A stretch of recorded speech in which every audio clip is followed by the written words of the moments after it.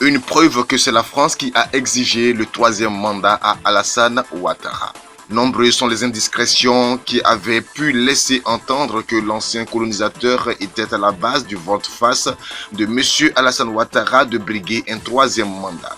Certainement parce que le bilan de la préservation des intérêts français était en pole position.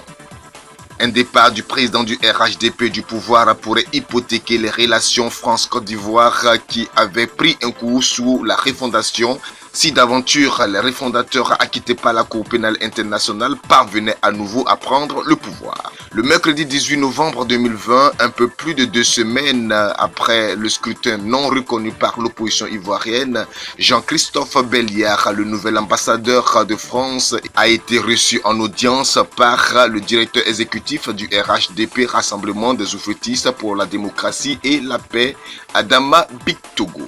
Au terme de leur rencontre, le diplomate français a fait savoir que la période électorale étant passée, je répète bien, la période électorale étant passée, il était important pour la Côte d'Ivoire et l'ensemble de ses partenaires, notamment la France, de continuer leur coopération qui n'a jamais cessé. On a eu cette parenthèse de la période électorale, elle est derrière nous. Maintenant, on va de l'avant, a-t-il lancé.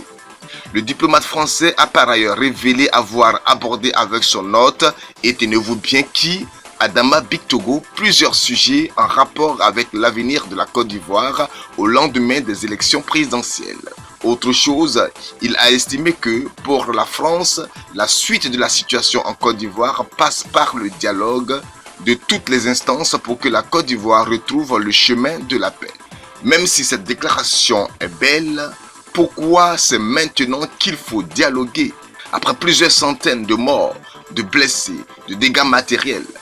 L'on comprend aisément la déclaration de Ouattara et je cite « Ceux qui parlent de transition peuvent toujours rêver ».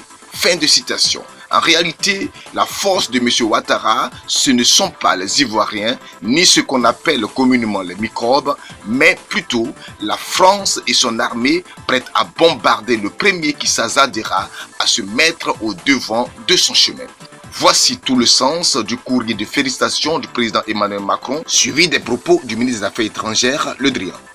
Le représentant légal de l'Élysée en Côte d'Ivoire, M. Jean-Christophe Belliard, va se livrer aux sorties de son audience avec M. Bictogo à des salmodies au régime Ouattara. Suivons ensemble. La Côte d'Ivoire vient de vivre 10 années de croissance économique et de paix. Fin de citation. Notre avis. Une audience de l'ambassadeur de la grande puissance française chez M. Bictogo laisse à désirer. À partir du moment où M. Bictogo, directeur exécutif du RHDP fut-il, n'est pas ministre des Affaires étrangères, pour parler avec lui de la reprise des affaires de coopération pour lesquelles toute modestie mise à part, M. Bictogo est moins la personne idéale. Et si cette rencontre est un temps d'instruction ferme de la France sur l'orientation des prochains discours guerriers de l'ancien ministre Alassane Ouattara, comme il sait si bien le faire, suivi d'actions politiques qui pourraient être soutenues par la France.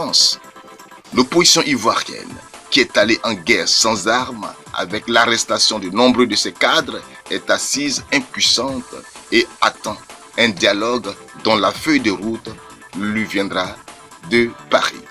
Dieu seul pourra sauver la Côte d'Ivoire.